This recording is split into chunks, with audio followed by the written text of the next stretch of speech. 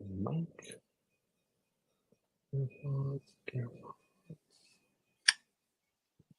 Testing.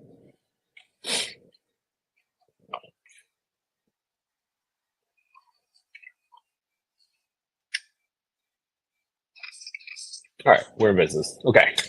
So today I'm helping a gentleman named Jeremy with a property that he is under contract, 530 Tupelo Street in New Orleans.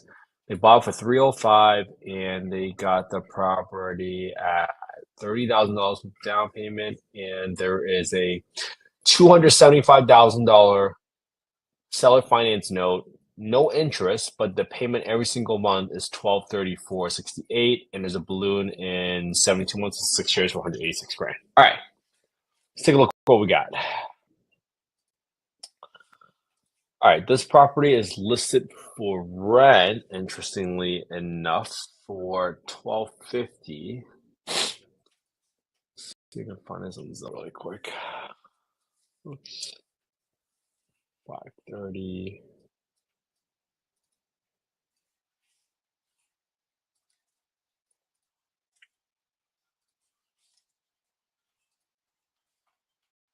Okay, this looks like it's at 530 for sale for rent.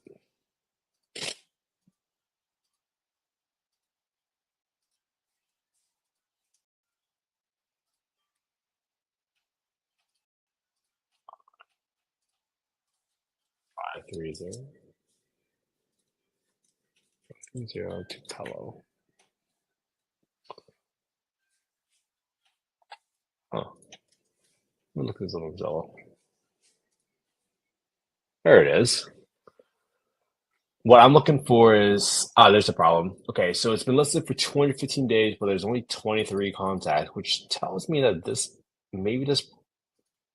area is just not very desirable, or the rent was too high.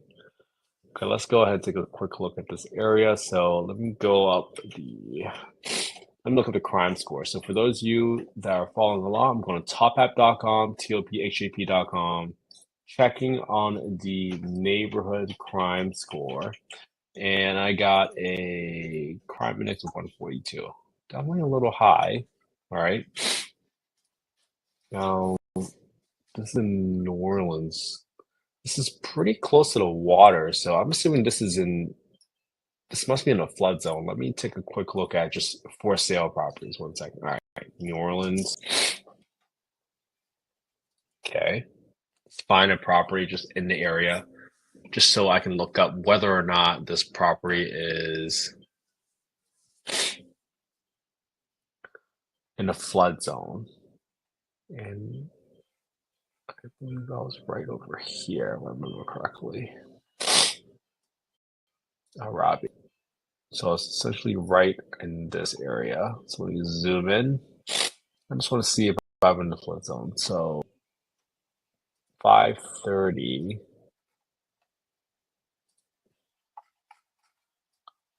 Right there. So I'm looking for areas in this area right around.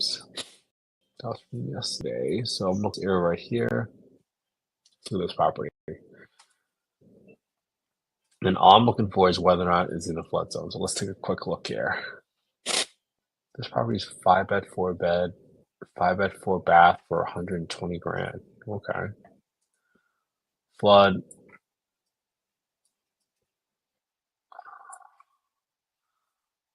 Oh, I wonder if this is on the flood zone. This is on Tupelo and Chartres. Tupelo and Chartres.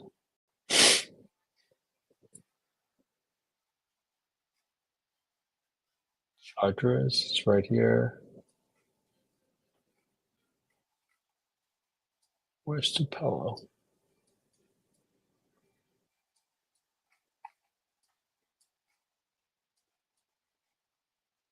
Right here.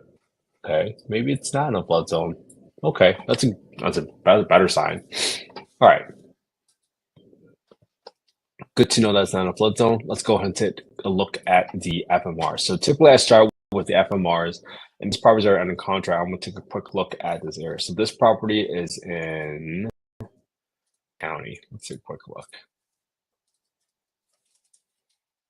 I think this was in Orleans County. I'm gonna look up on PropStream. So here's the property on PropStream. County, okay, Orleans. So I'm gonna go to Louisiana and county, and then we're gonna be on Orleans County, and this property is in zip code 70117. 70117. Oh, there's Jeremy. Come on. What's up, Jeremy? How you doing, man? Hey, brother. Good. How are you? I'm good, man. Thanks for getting. Analyzing your deal live, bro. Yeah, I love it, man. Thank you. Let's do it. No problem, man. 70117. And we got a 2-bedroom FMR. So that's a rent ceiling, 1240. So I'm gonna write that down here. 1240. That's 70117 for a 2-bed. And that's all we need because this is a 2-unit duplex.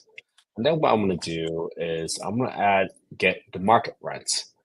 Market rent for this property looks like if you go to affordablehousing.com, go to the market rent estimator, put in the address, put in bedroom count, you will see that on average, this number is important. On average, for 25 units within less than a mile radius, the average rent is $12.85. $12.85. Oops. $12.85. How's that compare? This is the lowest part, so maybe this speaks to the desirability of the area. 1832, 1726. All right. Then, because you already have this under contract, I went ahead and I Googled simply New Orleans Housing Authority payment standards. And let me Google this.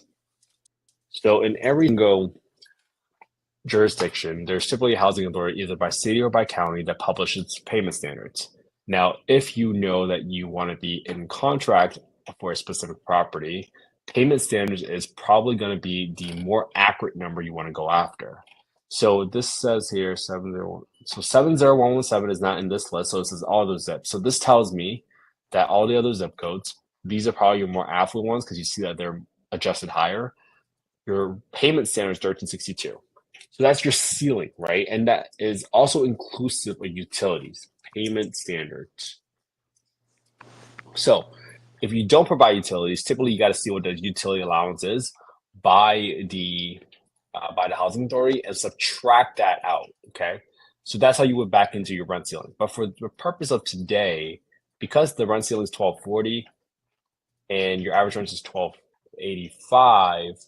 However, this property has been, according to Zillow at least, and Jeremy, I don't know what the story is you got from the seller or anything, but they says it's listed for 215 days, but they only got 23 contacts. So maybe no one wants to live here, or this is priced too high.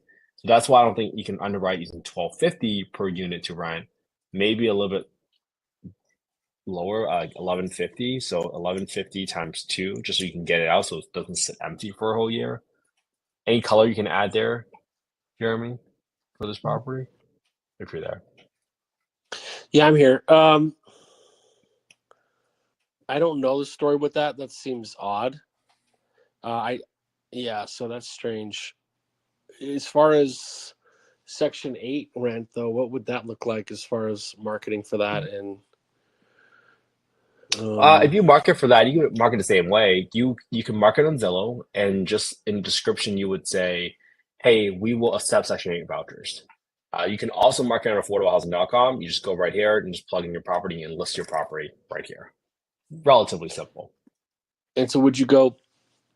So I guess it wouldn't make sense to market it at a higher rate for Section 8. Or would it?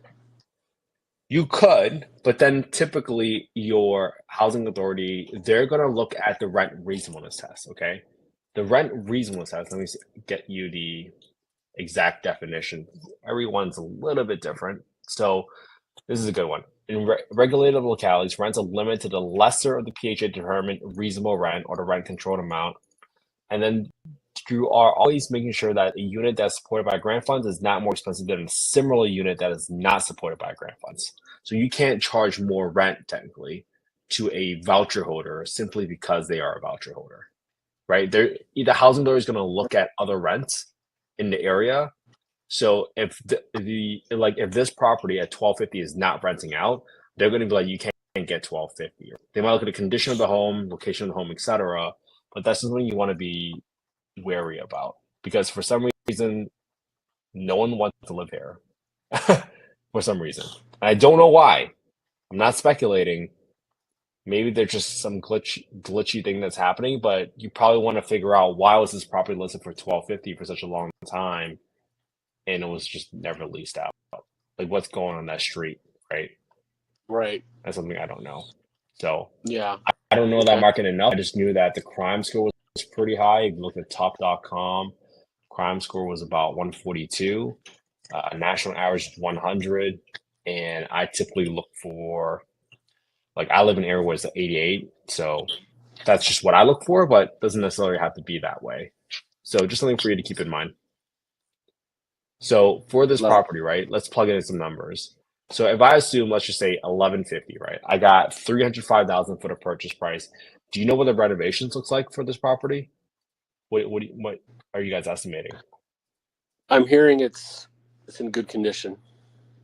Okay, maybe just Like like really 10 good. grand just in case something happens. What do you think? Well, and again, I don't know how much you can trust an agent, but she's saying it's like in excellent condition. So, it sounds turnkey as a rental, but Okay, I'll we haven't delete some stuff. walked yet. Maybe I'll just assume like some touch-up paint for like 200 square feet at $3 a square foot. I don't think there was any landscaping, so you're good there. And I'm not sure if did they check the roof at all or anything like that? We haven't walked it or inspected it yet. Okay. Well, I'm gonna leave like 3,600 bucks just in case of some knickknack stuff. In case, because you also have to pass the Section 8 inspection.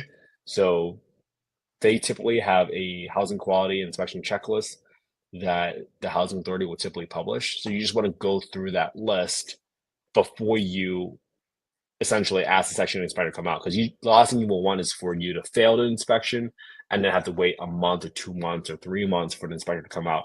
Just every housing authority is very backed up typically. So you just want to be a little careful on that one. Just be mindful. Okay.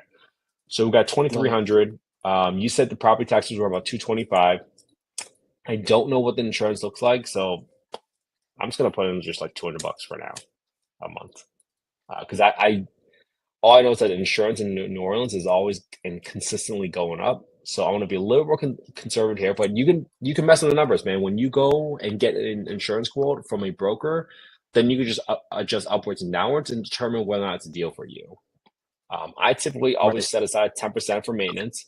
I set aside 10% for property management, and I set aside 5% for vacancy expenses because eventually someone's going to move out. You're going to have an empty unit for a little bit. So Mm-hmm. if you put that in and you have a $30,000 down payment, I'm assuming you have about 2.5% closing costs. You can adjust that upwards or downwards. Doesn't matter to me. I got 3,600 bucks of renovations, which is not much at all. And I plugged in your rate. So at 275,000, I'm amortizing it over 18 years for 12 payments a year to get to your 1276 or 1273 number, roughly there. It's only like a couple dollar difference. And I got your balloon here at 6 years. Start date of May 1st. You can adjust that upwards with a balloon roughly around 183. I think it was 186 grand. So you're pretty much there. It's not going to make or break the deal. However, with the current standards, assuming it's 2 2s and you're renting out for 2,300, your cash would be $27 a month after all expenses, right? So if you don't have any maintenance, hey, you can bank it if you want, but that would be a $27 cash flow a month, 0.8% cash on cash return, assuming your purchase price is 305,000. But hey, you also have principal only payments, so you're just constantly paying it down. Okay.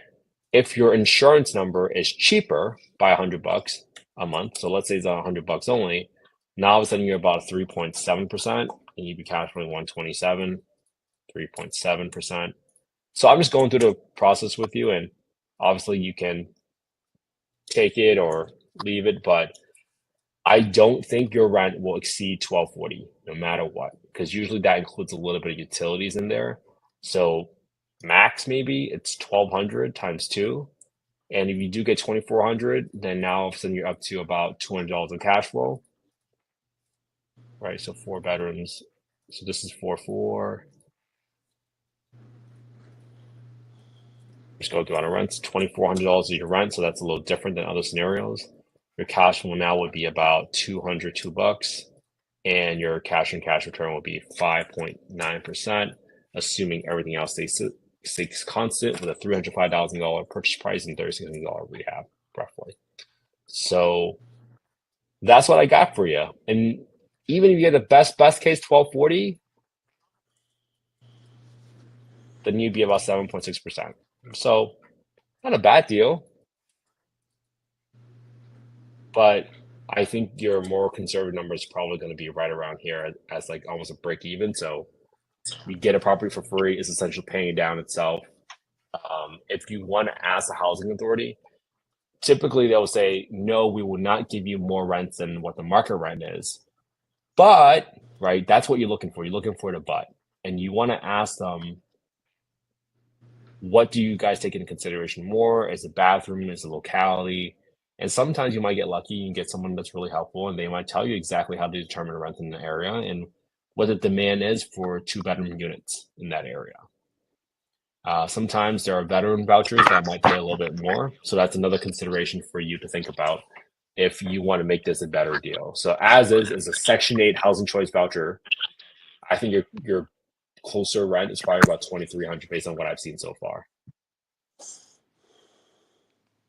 Any questions, Okay. Jeremy? What do you think?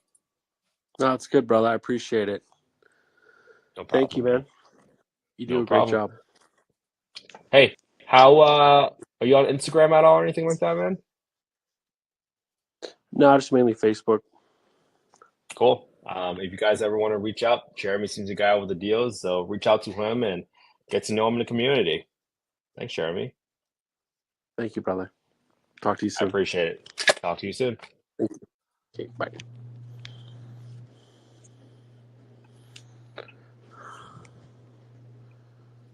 All right, that was it. That was day 199, everybody. So hopefully you guys will continue to analyze deals every single day with me. Sometimes it's all it takes is just for all of you to analyze a deal every single day, build up the habit. I've been going live for 199 days in a row, and tomorrow's gonna be 200. I'm traveling tomorrow for a conference, but I'm still gonna go live, and we're gonna stay